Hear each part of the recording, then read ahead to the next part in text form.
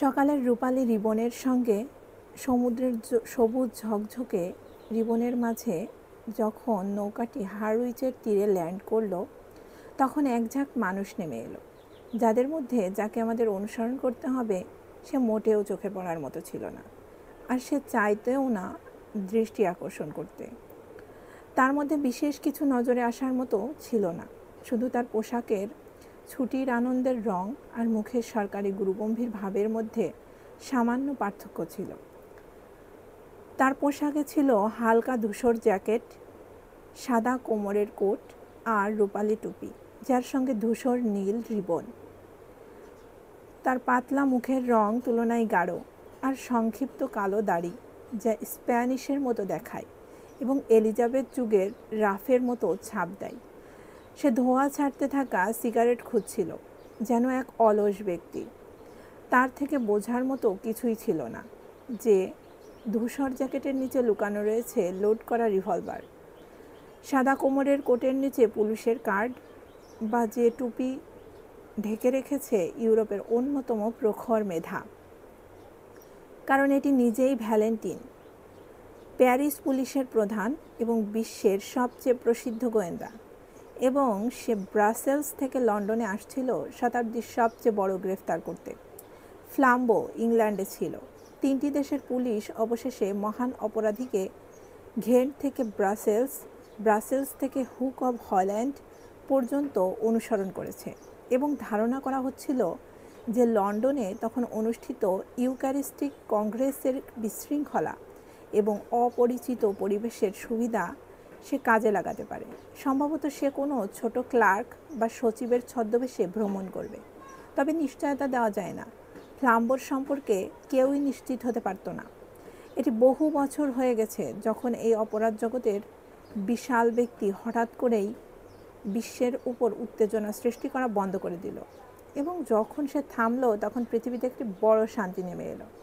কিন্তু তার সেরা দিনে, অর্থাৎ সবচেয়ে খারাপ দিনে, ফ্লাম্বো ছিল একটি মূর্তি সদৃশ এবং আন্তর্জাতিক খ্যাতির চরিত্র, সম্রাট কাইজারের মতো।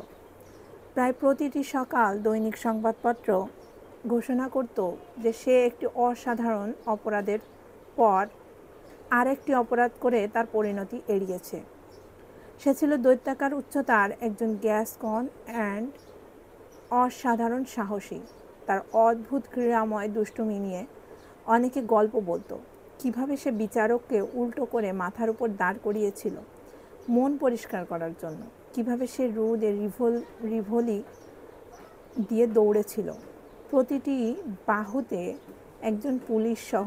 অবশ্য তার অসাধারণ শারীরিক ক্ষমতা সাধারণত রক্তহীন কিন্তু অশালীন দৃশ্যে ব্যবহার হতো।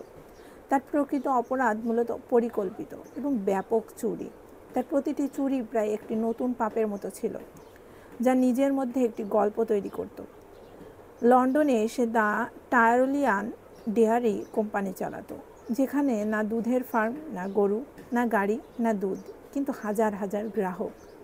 সে তাদের সরবরাহ করত কেবল দুধের ছোট ক্যানগুলো, মানুষদের দরজা থেকে তার নিজের গ্রাহকের দরজায় সরিয়ে। সে একজন তরুণীর সঙ্গে অস্বাভাবিক এবং ঘনিষ্ঠ চিঠিপত্র বজায় রেখেছিল, যার চিঠিপত্র পুরোপুরি আটক করা হতো, কারণ সে তার বার্তাগুলি অতি সূক্ষ্মভাবে মাইক্রোস্কোপের স্লাইডে ফটোগ্রাফ করত। তবে তার অনেক প্রায়োগিক কাজেই চমকপ্রদ সরলতা দেখা যেত। বলা হয় একবার সে রাতের অন্ধকারে একটি রাস্তায় সব নম্বর নতুনভাবে রং করেছিল, কেবল একটি ভ্রমণকারীকে ফাঁদে ফেলার জন্য। নিশ্চিতভাবে বলা যায় যে একটি পোর্টেবল পিলার বক্স আবিষ্কার করেছিল, যা শান্ত শহরতলির কোণে রাখত, যাতে অচেনা মানুষ পোস্টাল অর্ডার ফেলে দিতে পারে। এছাড়াও সে একজন চমকপ্রদ অ্যাক্রোব্যাট হিসেবে পরিচিত ছিল। তার বিশাল গাত্র বর্ণের মধ্যেও সে ঘাস ফড়িংয়ের মতো লাফ দিতে পারত এবং বানরের মতো গাছের মাথায় মিলিয়ে যেতে পারত। তাই মহান ভ্যালেন্টিন যখন ফ্লাম্বোর খোঁজে বের হয়েছিল, সম্পূর্ণ সচেতন ছিল যে তাকে খুঁজে পাওয়া মানেই অভিযান শেষ নয়। কিন্তু সে কিভাবে তাকে খুঁজে পাবে? এই প্রশ্নের উত্তর এখনও ভ্যালেন্টিনের মাথায় পূর্ণরূপে তৈরি হয়নি। একটি জিনিস ছিল যা ফ্লাম্বোর সব ছদ্মবেশের দক্ষতার মাঝেও ঢেকে রাখতে পারত না। এটি ছিল তার অসাধারণ উচ্চতা। ভ্যালেন্টিনের তীক্ষ্ণ চোখ যদি দেখত একজন লম্বা আপেল বিক্রেতা, একজন লম্বা গ্রেনেডিয়ার বা প্রায় লম্বা কোনো ডাচেস, সে তাদের সঙ্গে সঙ্গে গ্রেফতার করতে পারত। কিন্তু তার ট্রেনে এমন কেউ ছিল না যে ফ্লাম্বো হতে পারে। একটি বিড়ালের মতো কেউ জিরাফের ছদ্মবেশে থাকা সম্ভব নয়। নৌকায় থাকা মানুষদের সে ইতোমধ্যেই পরীক্ষা করে নিশ্চিত হয়ে গেছে। হারউইচ বা যাত্রার সময় ধরে নির্বাচিত মানুষ সীমিত ছিল 6, একজন ছোট রেলওয়ে কর্মকর্তা, 3 জন মাঝারি কদমলার বাজার চাষি, একজন খুব ছোট বিধবা মহিলা এবং একজন ছোট রোমান ক্যাথলিক পাদ্রী। শেষটির ক্ষেত্রে ভ্যালেন্টিন প্রায় হাস্যকর মনে করেছিল। ছোট পাদ্রী পুরোপুরি সেই পূর্ব ইংল্যান্ডের সাধারণ মানুষের চেহারা ধারণ করেছিল, মুখ গোল এবং নিরস, চোখ খালি, কিছু ব্রাউন পেপারের প্যাকেজ নিয়ে এলোমেলোভাবে।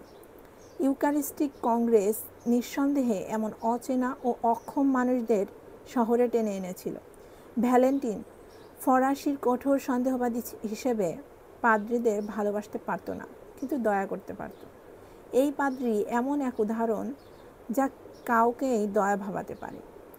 তার বড় জীর্ণ ছাতা যা বারবার ফ্লোরে পড়ত, সে বুঝতো না কোন প্রান্তে তার ফেরার টিকিটের সঠিক শেষ। সে সাদামাটা সরলতার সঙ্গে সকলকে বলেছিল তার ব্রাউন পেপারের প্যাকেজের একটিতে নীল পাথরের সাথে আসল রূপার কিছু রয়েছে, তাই সাবধান থাকতে হবে। পাদ্রী অবশেষে ট্যাটেনহামে পৌঁছেছে সব প্যাকেজ নিয়ে, আবার তার ছাতার জন্য ফিরে এসেছে। ভ্যালেন্টিন এমনকি তাকে সতর্ক করেছিল যে এই রূপার কথা কাউকে জানাতে হবে না। তবে যাদের সঙ্গে তার কথা বলছিল তার চোখ অন্য কাউকে খুঁজছিল, লম্বা, ধনী বা গরিব, পুরুষ বা মহিলা যার উচ্চতা 6 ফুটের কাছাকাছি, কারণ ফ্লাম্বো তার চেয়ে 4 ইঞ্চি লম্বা।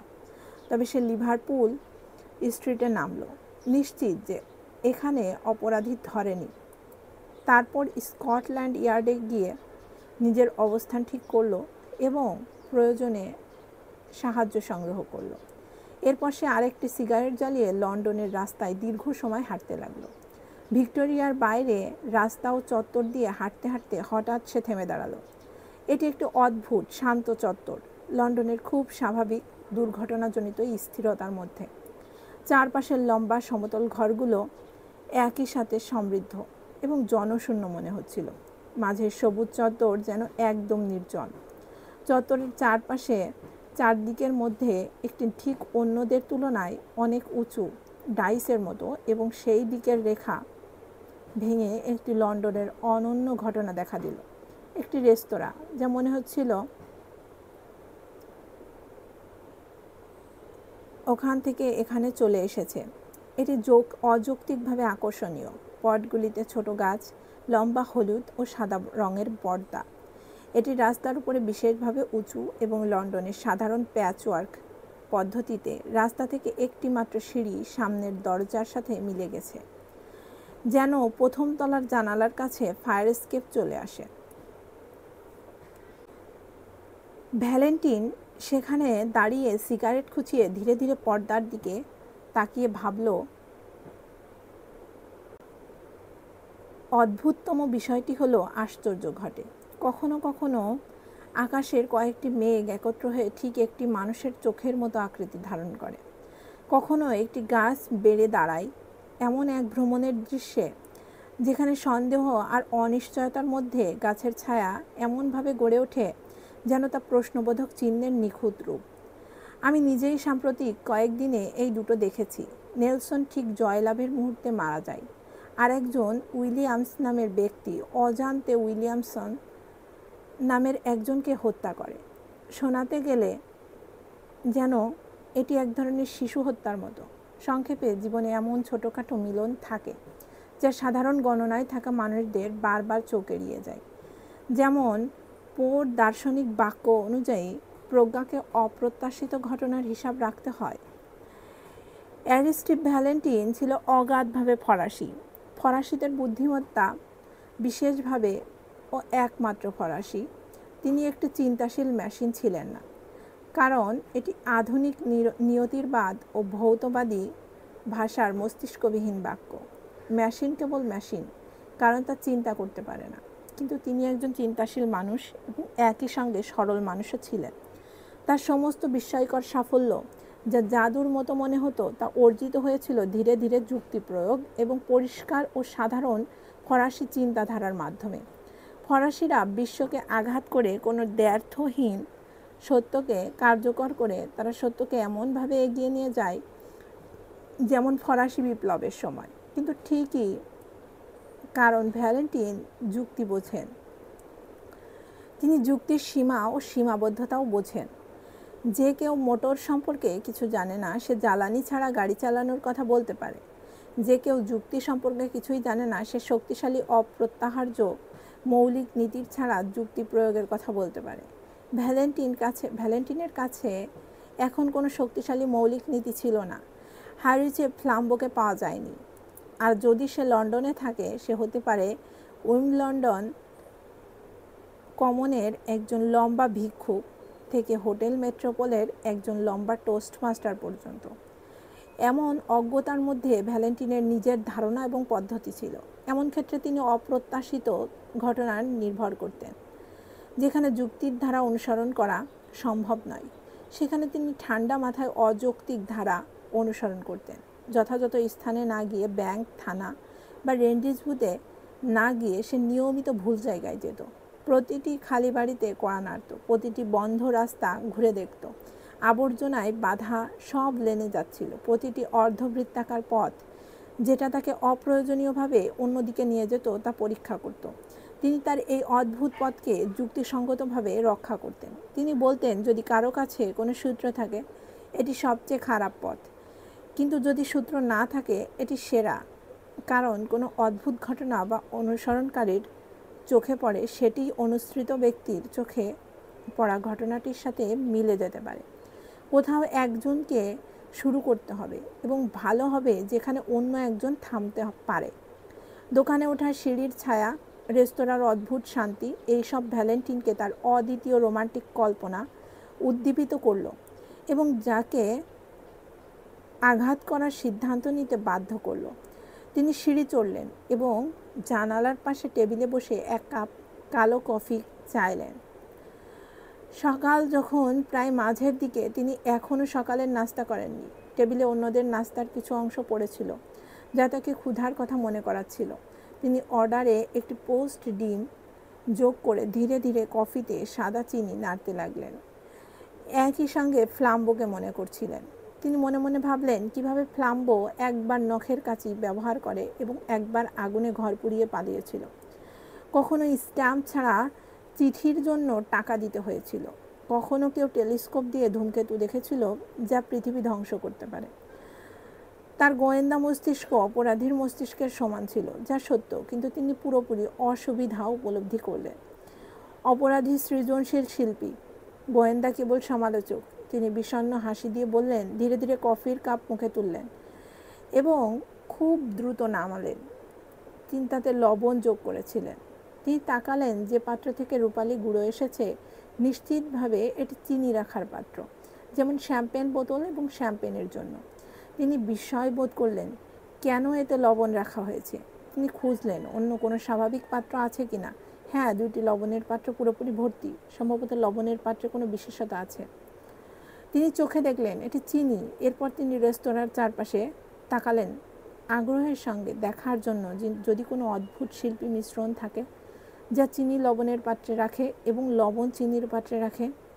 সাদা কাগজের দেয়ালে এক অদ্ভুত কালো দাগ ছাড়া পুরো স্থান পরিষ্কার, আনন্দময় এবং সাধারণ মনে হলো। তিনি ওয়েটারের জন্য ঘণ্টা বাজালেন। ওয়েটার, যিনি এই প্রারম্ভিক সময়ে ফাজি চুল ও কিছুটা ঘুম ঘুম চোখ নিয়ে দৌড়ে এলো। গোয়েন্দা, যিনি সরল রসিকতাকে বোঝেন, তাকে অনুরোধ করলেন চিনি চেখে দেখার জন্য যে এটি হোটেলের উচ্চ খ্যাতির যোগ্য কিনা।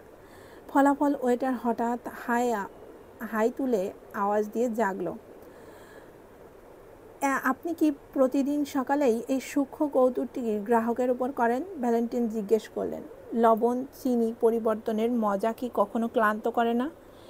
ওয়েটার যখন এই বিদ্রূপ পরিষ্কার হলো, পুরো তাড়াহুড়ো করে বলল, আমি মনে করি এটা ওই 2 পাদ্রী। কোন 2 পাদ্রী? যেই দুই পাদ্রী উত্তেজিতভাবে ওয়েটার বলল, যারা স্যুপ দেয়ালে ফেলেছে। স্যুপ দেয়ালে ফেলেছে? ভ্যালেন্টিন পুনরায় বললেন। মনে হলো এটি কোনো অদ্ভুত ইতালিয়ান রূপক। হ্যাঁ হ্যাঁ, ওয়েটার উত্তেজিতভাবে বলল, এবং সাদা কাগজে থাকা কালো দাগের দিকে ইঙ্গিত করলো। এই দেয়ালে ফেলেছে। ভ্যালেন্টিন তার প্রশ্ন স্থাপন করলেন দোকানের মালিকের দিকে, যিনি আরও বিস্তারিত রিপোর্ট দিয়ে সাহায্য করলেন। হ্যাঁ স্যার, সে বলল, এটি পুরোপুরি সত্য, যদিও আমি মনে করি না এর কোনো সম্পর্ক চিনি বা লবণের সঙ্গে। দুজন পাদ্রী এখানে এসেছিলেন এবং স্যুপ খুব সকালে, যতই শাটার নামানো হলো, স্যুপ খেয়েছিলেন। তারা দুজনেই খুব শান্ত, সম্মানজনক মানুষ ছিলেন। একজন বিল পরিশোধ করে চলে গেল, অন্যজন, যিনি মোটেও ধীরগতি ছিলেন কয়েক মিনিট বেশি সময় নিল তার জিনিসগুলো গুছাতে, কিন্তু অবশেষে সে চলে গেল। শুধু রাস্তা পাড়ি দেওয়ার ঠিক আগ মুহূর্তে সে ইচ্ছাকৃতভাবে তার কাপ তুলল, যা সে কেবল অর্ধেক খেয়েছিল, এবং স্যুপ দেয়ালে ছুঁড়ে ফেলল। আমি নিজেই পেছনের ঘরে ছিলাম, ওয়েটারও সেখানে ছিল, তাই আমি সময় মতো দৌড়াতে পারলাম মাত্র। দেয়াল স্যুপে ছাপানো এবং দোকান খালি পেয়েই। এতে কোনো বড় ক্ষতি হয়নি, কিন্তু এ ছিল চরম দুঃসাহস, আর আমি চেষ্টা করেছিলাম তাদের রাস্তায় ধরে রাখতে, তবে তারা খুব দূরে ছিল। আমি কেবল লক্ষ্য করলাম তারা পরের কোণ ঘুরে কার্স্টার্ড স্ট্রিটে চলে গেল। গোয়েন্দা উঠে দাঁড়ালেন, টুপি ঠিক করে এবং লাঠি হাতে। তিনি ইতিমধ্যেই সিদ্ধান্ত নিয়েছিলেন যে নিজের মনের সার্বজনীন অন্ধকারে তিনি কেবল প্রথম অদ্ভুত ইঙ্গিতকে অনুসরণ করতে পারবেন, এবং সেই ইঙ্গিত যথেষ্ট অদ্ভুত। বিল পরিশোধ করে এবং কাচের দরজা ঝাঁকিয়ে দিয়ে তিনি শীঘ্রই অন্য রাস্তায় প্রবেশ করলেন। সৌভাগ্যবশত এমন উত্তেজনাপূর্ণ মুহূর্তেও তার চোখ ঠান্ডা এবং তীক্ষ্ণ ছিল। দোকানের সামনের অংশে কিছু ঝলক গেল তার চোখের সামনে, তবুও তিনি ফিরে তাকালেন। দোকানটি একটি জনপ্রিয় সবজি ও ফলের দোকান, যেখানে পণ্যগুলো খোলা আকাশের নিচে সাজানো এবং নাম ও মূল্য স্পষ্টভাবে লেখা। সবচেয়ে প্রাধান্যপূর্ণ দুই কম্পার্টমেন্টে দুটি গাদা ছিল, কমলা লেবু এবং বাদাম। বাদামের গাদায় একটি কার্ডবোর্ডের টুকরো ছিল, যেখানে বড় নীল চক দিয়ে লেখা ছিল, সেরা ট্যাঙ্গারিন কমলা লেবু, 2টি 1 পেনি। কমলা লেবুর গাদায় সমানভাবে স্পষ্ট বর্ণনা লেখা ছিল, সেরা ব্রাজিল বাদাম, 4 পেনি প্রতি পাউন্ড। মিস্টার ভ্যালেন্টিন এই দুটি বিজ্ঞাপন দেখলেন এবং মনে করলেন যে তিনি আগে এই সূক্ষ্ম রসিকতার সঙ্গে পরিচিত হয়েছেন, এবং তার সম্প্রতি তিনি লাল মুখ ফল বিক্রেতার দৃষ্টি আকর্ষণ করলেন, যিনি রাস্তার দিকে একটি বিরক্ত মনে তাকাচ্ছিলেন এই বিজ্ঞাপনের ভুল নিয়ে। ফল বিক্রেতা কিছু বলল না, কিন্তু দ্রুত প্রতিটি কার্ড তার যথাযথ স্থানে রাখল। গোয়েন্দা তার ওয়াকিং লাঠির উপর সুন্দরভাবে ঝুঁকে দোকানটি মনোযোগ দিয়ে পর্যবেক্ষণ করলেন। অবশেষে তিনি বললেন, দয়া করে আমার স্পষ্ট অপ্রাসঙ্গিকতার জন্য ক্ষমা করবেন মহাশয়, তবে আমি আপনাকে একটি পরীক্ষামূলক মনোবিজ্ঞান এবং ধারণার সংযোগ সম্পর্কে প্রশ্ন করতে চাই। লালমুখ দোকানদার হুমকির চোখে তাকে দেখল, তবে গোয়েন্দা প্রাণবন্তভাবে বলল, লাঠি ঘুরিয়ে। কেন? তিনি বললেন, কেন 2টি টিকিট একটি সবজির দোকানে ভুল জায়গায় রাখা হয়েছে, যেমন একটি শোভেল হ্যাট লন্ডনের ছুটিতে এসেছে, অথবা যদি আমি পরিষ্কার না হই, সেই রহস্যময় সংযোগটি কি, যা কমলা লেবু চিহ্নিত বাদামের ধারণাকে দুইজন পাদ্রীর ধারণার সঙ্গে যুক্ত করে, একজন লম্বা আর একজন ছোট। দোকানদারের চোখ যেন একটি শেলির মতো বেরিয়ে এলো। তিনি সত্যিই এক মুহূর্তের জন্য মনে হচ্ছিল যে অপরিচিতের উপর ঝাঁপিয়ে পড়বেন। অবশেষে তিনি রেগে জব্বরভাবে হুঙ্কার করলেন, আমি জানি না এর সঙ্গে আপনার কি সম্পর্ক, কিন্তু যদি আপনি তাদের বন্ধু হন, আমি বলতে পারি আমি তাদের বোকা মাথা ভেঙে দেব, পাদ্রী হোক বা না হোক, যদি তারা আবার আমার আপেল নষ্ট করে। নিশ্চয়ই? গোয়েন্দা সহানুভূতির সঙ্গে জিজ্ঞেস করলেন, তারা কি আপনার আপেল নষ্ট করেছিল? তাদের একজন করেছিল, উত্তেজিত দোকানদার বলল। সেগুলো রাস্তার উপর ছড়িয়ে পড়ল। আমি বোকাকে ধরতে চাইতাম, কিন্তু সেগুলো তুলতে হয়েছিল। এই পাদ্রীরা কোন দিকে গেল? ভ্যালেন্টিন জিজ্ঞেস করলেন।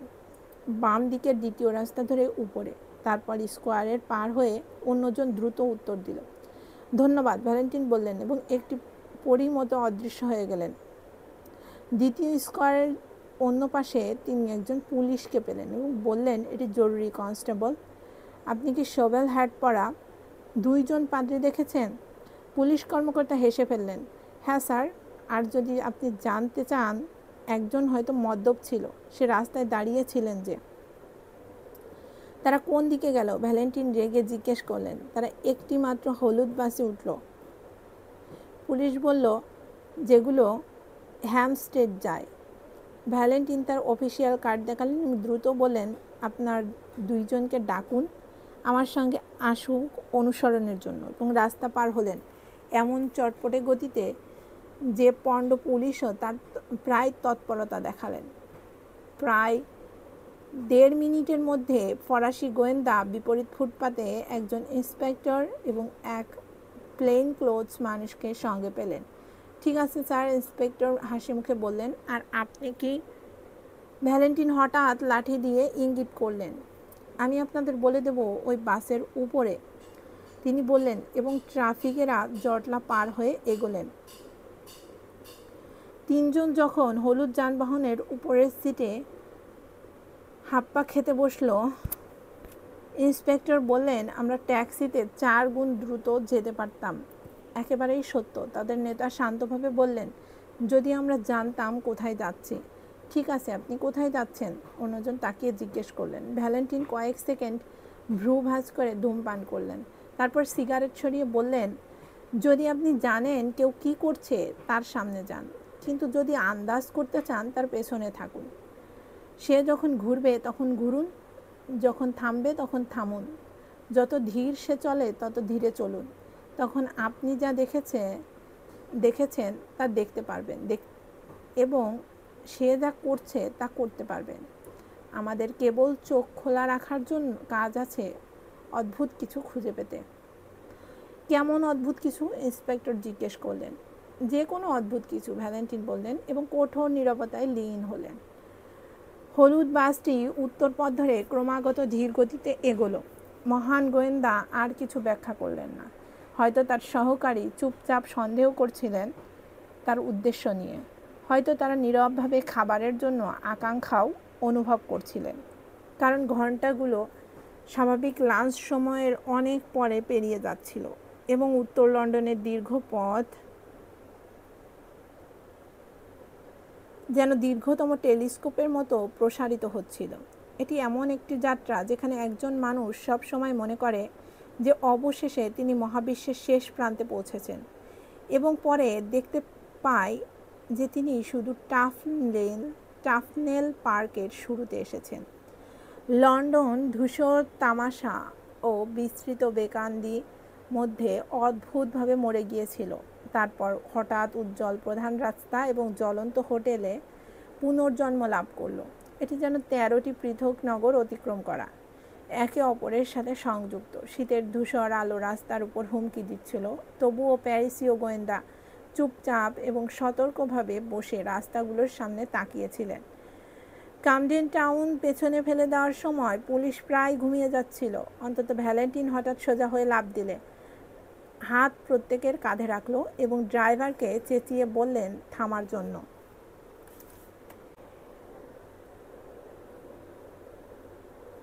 তারা সিঁড়ি থেকে রাস্তায় পড়ে গেল, বুঝতেই পারল না কেন তাদের সরানো হয়েছে। যখন তারা একটু বোঝার চেষ্টা করলো, দেখলো ভ্যালেন্টিন বিজয়ী দৃষ্টিতে রাস্তার বাম দিকের এক জানালার দিকে আঙুলে ইঙ্গিত করছেন।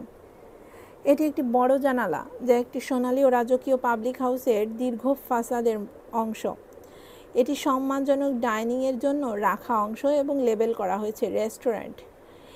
এই জানালা হোটেলের সামনের অংশের অন্যান্য জানালার মতোই ফ্রস্টেড ও ডিজাইনের কাচের, কিন্তু এর মাঝখানে ছিল এক বড় কালো ভাঙা অংশ, বরফের তারার মতো। অবশেষে আমাদের ইঙ্গিত, ভ্যালেন্টিন চিৎকার করে বললেন লাঠি নাড়তে।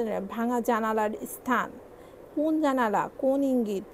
তার প্রধান সহকারী জিজ্ঞেস করলো। হাই, কি প্রমাণ আছে যে এটার সঙ্গে ওরা সম্পর্কিত? ভ্যালেন্টিন ক্রোধে প্রায় বাঁশের লাঠি ভেঙে ফেললেন। প্রমাণ? তিনি চিৎকার করে বললেন, হে ঈশ্বর, মানুষ প্রমাণ খুঁজছে। অবশ্যই সম্ভাবনা বিশ্বের এক যে এটি তাদের সঙ্গে সম্পর্কিত নয়, কিন্তু আমরা আর কি করতে পারি? দেখছো না, আমাদের হয় একটি বন্য সম্ভাবনা অনুসরণ করতে হবে, না হয় বাড়ি ফিরে যেতে হবে। তিনি রেস্তোরাঁর মধ্যে ঢুকলেন, তার সাথীরা অনুসরণ করলো এবং তারা শীঘ্রই ছোট একটি টেবিলে দেরিতে লাঞ্চ করতে বসলো এবং ভাঙা কাচের তারার দিকে ভেতর থেকে তাকালো। তখনও এটি তাদের জন্য খুব তথ্যবহুল ছিল না। দেখছি জানালা ভেঙেছে, ভ্যালেন্টিন বললেন ওয়েটারের দিকে বিল পরিশোধ করার সময়। হ্যাঁ স্যার, ওয়েটার উত্তর দিল ব্যস্তভাবে ভরাট হিসাব দেখে, যার সঙ্গে ভ্যালেন্টিন চুপচাপ একটি বিশাল টিপ যোগ করলেন। ওয়েটার কিছুটা উদ্দীপনা সহ সোজা হয়ে দাঁড়ালেন। হ্যাঁ স্যার, সে বলল। খুব অদ্ভুত ঘটনা স্যার, নিশ্চয়ই আমাদের বলো, গোয়েন্দা উদাসীন কৌতূহলের সঙ্গে বললেন। আচ্ছা, দুজন মানুষ কালো পোশাকে ঢুকলো। ওয়েটার বলল, দুইজন বিদেশি পাদ্রী যারা এখানে ঘুরছে। তারা একটি সস্তা ও শান্ত লাঞ্চ করলো এবং একজন বিল পরিশোধ করে চলে গেল। অন্যজন ঠিকই বের হওয়ার মুহূর্তে যখন আমি আবার আমার হিসাব দেখলাম সে আমাকে 3 গুণ বেশি পরিশোধ করেছে। হ্যাঁ, আমি বললাম প্রায় দরজার বাইরে থাকা মানুষটিকে, তুমি অতিরিক্ত দিয়েছ। ও, সে শান্তভাবে বলল, আমরা কি? হ্যাঁ, আমি বললাম এবং তাদের দেখানোর জন্য বিল তুললাম। হ্যাঁ, এটি চরম বিস্ময়কর। কি বোঝাতে চাও? তার সহচর জিজ্ঞেস করল। আচ্ছা, আমি 7টি বাইবেলের উপর শপথ করতে পারতাম যে আমি 4 সিলিং দিইনি ওই বিলটিতে, কিন্তু এখন দেখলাম আমি 14 সিলিং রেখেছি। একেবারেই স্পষ্ট। তারপর ভ্যালেন্টিন ধীরে ধীরে কিন্তু জ্বলন্ত চোখে বললেন। দরজার পাদ্রী শান্তভাবে বলল, আপনার হিসাব বিভ্রান্ত করার জন্য দুঃখিত, তবে এটি জানালার খরচ হবে। কোন জানালা? আমি বললাম, যেটি আমি ভেঙে দিচ্ছি, সে বলল এবং তার ছাতা দিয়ে সেই প্রিয় কাচ ভেঙে দিল। 3 জন তদন্তকারী একসাথে চমকে উঠল এবং ইন্সপেক্টর ফিসফিস করে বললেন, আমরা কি পলাতক পাগলদের পিছনে যাচ্ছি? ওইটার হাসি ছড়িয়ে গল্পটি চালিয়ে দিল। আমি এক মুহূর্তের জন্য হতবুদ্ধি হয়ে গেলাম, কিছুই করতে পারিনি। সেই মানুষ দোকান থেকে বেরিয়ে গেল এবং কোণ ঘুরে তার বন্ধুর সঙ্গে যোগ দিল। তারপর তারা এত দ্রুত বুক স্ট্রিটে গেল যে আমি ধরতে পারিনি, যদিও একবার ঘুরে দৌড়ালাম। বুক স্ট্রিট?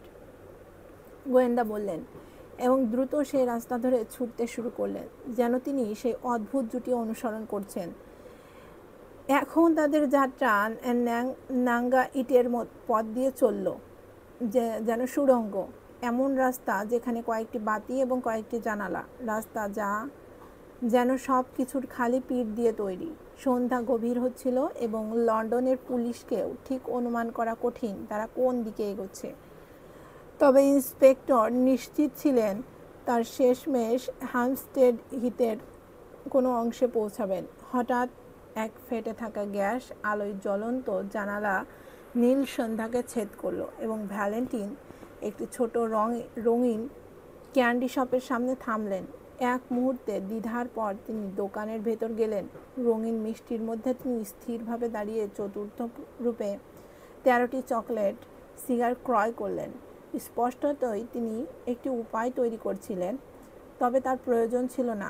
দোকানের কোণার বৃদ্ধ কিন্তু যুবতী মহিলার চোখে তার আড়ম্বরপূর্ণ উপস্থিতি কেবল স্বয়ংক্রিয় অনুসন্ধানের মতো ছিল।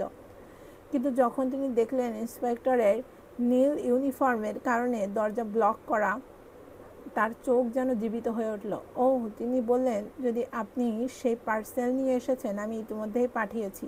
পার্সেল? ভ্যালেন্টাইন পুনরায় জিজ্ঞেস করলেন এবং এবার তার পালা অনুসন্ধিত হওয়ার। আমি, অর্থাৎ সেই পার্সেল যা শ্রীমান পাদ্রী ছেড়ে গেছে। হে ঈশ্বর! ভ্যালেন্টিন প্রথমবারের মতো আগ্রহ প্রকাশ করে এগিয়ে ঝুঁকলেন। দয়া করে ঠিক বলুন কি হয়েছে। আচ্ছা, মহিলা কিছুটা সন্দিহানভাবে বললেন, পাদ্রীরা প্রায় আধা ঘন্টা আগে এসেছিল এবং কিছু পেপারমিন্ট কিনলো এবং কিছুটা গল্প করলো, তারপর হিতের দিকে চলে গেল। কিন্তু এক মুহূর্তের মধ্যে একজন ফিরে এসে বলল, আমি কি পার্সেল রেখে এসেছি? আমি সবখানেই দেখলাম, পেলাম না। তাই সে বলল, কোনো সমস্যা নেই, যদি এটি পাওয়া যায় দয়া করে এই ঠিকানায় পাঠান। এবং তিনি আমাকে ঠিকানা ও একটি শিলিং দিলেন এবং সত্যিই আমি যেখানে দেখেছিলাম সেখানে তিনি একটি বাদামি কাগজের পার্সেল রেখে গেছেন। তাই আমি ঠিকানা অনুযায়ী পাঠালাম। ঠিকানা মনে নেই এখন, এটি কোথাও ওয়েস্টমিনস্টারে ছিল, কিন্তু যেহেতু বিষয়টি গুরুত্বপূর্ণ মনে হলো আমি ভেবেছিলাম পুলিশ হয়তো এ নিয়ে এসেছে। তাহলে এসেছে? ভ্যালেন্টিন সংক্ষেপে বললেন। হ্যামস্টিড হিথ কি এখানে কাছাকাছি? সরাসরি 15 মিনিট, মহিলা বললেন। আপনি খোলা অংশে পৌঁছে যাবেন। ভ্যালেন্টিন দোকান থেকে লাফ দিয়ে বের হলেন এবং দৌড় শুরু করলেন। অন্যান্য গোয়েন্দারা অনিচ্ছায় তারপরে ধীরে ধীরে অনুসরণ করল।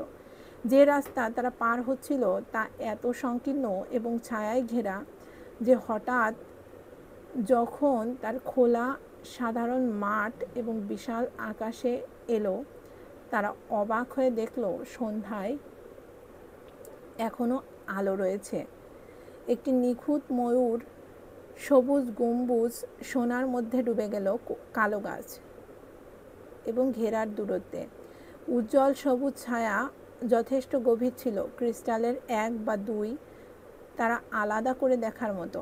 দিনের আলো যা বাকি ছিল তা হ্যামস্টেড এবং সেই জনপ্রিয় খাদ্যের উপর সোনালি ঝলকে ছড়িয়েছিল। এই অঞ্চলে ঘুরে বেড়ানো ছুটির লোকেরা পুরোপুরি ছড়িয়ে পড়েনি, কিন্তু জোড়া বেঞ্চে অদৃশ্যভাবে বসেছিল।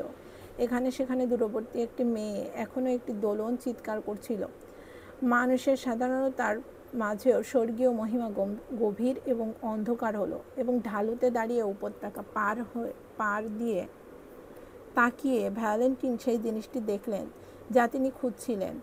দূরে কালো ও ভাঙা গোষ্ঠীর মধ্যে একটি বিশেষভাবে কালো ছিল যা ভাঙেনি।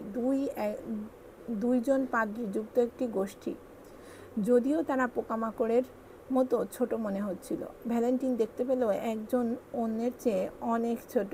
অন্যজনের শিক্ষার্থী সদৃশ ভঙ্গি এবং অপ্রসিদ্ধ আচরণ থাকলেও তিনি দেখতে পেলেন যে মানুষটি 6 ফুটেরও বেশি লম্বা। তিনি দাঁত চেপে ধরে এগোতে থাকলেন, অস্থিরভাবে লাঠি ঘুরিয়ে। যখন তিনি প্রায় দূরত্ব কমালেন এবং 2টি কালো চরিত্রকে বিশাল মাইক্রোস্কোপে দেখা মতো বড় করলেন, তখন তিনি আরেকটি জিনিস লক্ষ্য করলেন যা তাকে বিস্মিত করল, তবে যা তিনি কিছুটা আশা করেছিলেন। লম্বা পাদ্রী যাই হোক, ছোটটির পরিচয় নিয়ে কোনো সন্দেহ ছিল না। এটি ছিল তার হ্যাভিস্ট্রেনের বন্ধু, ছোট্ট এসেক্সের পাদ্রী, যাকে তিনি তার বাদামি কাগজের পার্সেলের ব্যাপারে সতর্ক করেছিলেন। ব্রেসলেট ও একটি ছোট ছেলেমুখী দল, জানো? ফাদার ব্রাউন বললেন, তার ভ্রু উঁচু করে অল্পটা বিস্ময় প্রকাশ করে। যখন আমি হার্টলপুরে কিউরেট ছিলাম তখন তাদের 3 জনের স্পাইকযুক্ত ব্রেসলেট ছিল।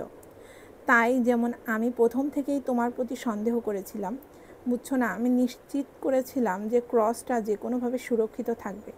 দুঃখজনক হলেও আমি তোমাকে লক্ষ্য করেছিলাম। অবশেষে আমি দেখলাম তুমি পার্সেলগুলো বদলে দিচ্ছ। তারপর বুঝছো না, আমি আবার এগুলো ঠিক মতো ফিরিয়ে দিলাম এবং তারপর আমি সঠিক পার্সেলটি রেখে আসলো, ফ্লাম্বো পুনরায় বলল, এবং প্রথমবারের মতো তার কণ্ঠে তার বিজয়ের পাশাপাশি অন্য একটি স্বর ধরা দিল। হ্যাঁ, এইভাবে ছিল, ছোট পাদ্রী বললেন, আগের মতো সরলভাবে। আমি সেই ক্যান্ডি দোকানে ফিরে গেলাম এবং জিজ্ঞেস করলাম আমি কি কোনো পার্সেল রেখে গিয়েছি, এবং যদি পাওয়া যায় তাদের একটি নির্দিষ্ট ঠিকানা দিলাম। হ্যাঁ, আমি জানতাম আমি তা আগে রাখিনি, কিন্তু যখন আমি আবার চলে গেলাম তখন রেখেছিলাম। তাই মূল্যবান পার্সেলটির পিছনে দৌড়ানোর বদলে তারা সেটি আমার একজন বন্ধু ওয়েস্টমিনস্টারে পাঠিয়েছে। এরপর তিনি কিছুটা দুঃখের সঙ্গে যোগ করলেন, আমি সেই কথাও জানতে পেরেছিলাম হার্টলপুরের এক দরিদ্র মানুষের থেকে। সে আগে রেল স্টেশন থেকে চুরি করা হ্যান্ডব্যাগ দিয়ে এমন করত, কিন্তু এখন সে একটি মঠে আছে। ও, এ ধরনের জিনিস জানা যায়, জানো? তিনি আবার মাথা ঘষতে ঘষতে যোগ করলেন, যেমনটা তিনি আগে হতাশাপূর্ণভাবে করেছিলেন। আমরা পাদ্রী হওয়া থেকে বিরত থাকতে পারি না। মানুষ আসে এবং আমাদের এসব কথা বলে। ফ্লাম্বো তার ভিতরের পকেট থেকে একটি বাদামি কাগজের পার্সেল টেনে বের করে টুকরো টুকরো করে দিল। ভেতরে কেবল কাগজ এবং সীসার ডান্ডি ছিল। তিনি বিশাল অঙ্গভঙ্গির সঙ্গে লাফ দিয়ে দাঁড়ালেন এবং চিৎকার করলেন, আমি বিশ্বাস করি না যে তোমার মতো একটি পাগল এটি সব পরিচালনা করতে পারে। আমি বিশ্বাস করি তোমার কাছে এখনও সেটি আছে, এবং যদি তুমি তা না দাও, হায়, আমরা একা আছি এবং আমি জোর করে নেব। না, ফাদার ব্রাউন সরলভাবে বললেন এবং দাঁড়ালেন। তুমি জোর করে নিতে পারবে না। প্রথমত, কারণ আমার কাছে সত্যিই এখনও নেই। দ্বিতীয়ত, কারণ আমরা একা নই। ফ্লাম্বো তার অগ্রগতি থামালো। ওই গাছটার পেছনে, ফাদার ব্রাউন নির্দেশ করে বললেন, 2 জন শক্তিশালী পুলিশ এবং জীবিত সর্বশ্রেষ্ঠ গোয়েন্দা আছে। তুমি জিজ্ঞেস করছো কিভাবে তারা এখানে এসেছো? ওহ, আমি এনেছি। নিশ্চয়ই। কিভাবে এনেছি? যদি চাও আমি বলবো। প্রভু তোমাকে আশীর্বাদ করুন। আমরা যখন অপরাধী শ্রেণীর মধ্যে কাজ করি, আমাদের এই ধরনের অনেক কিছু জিনিস জানতে হয়।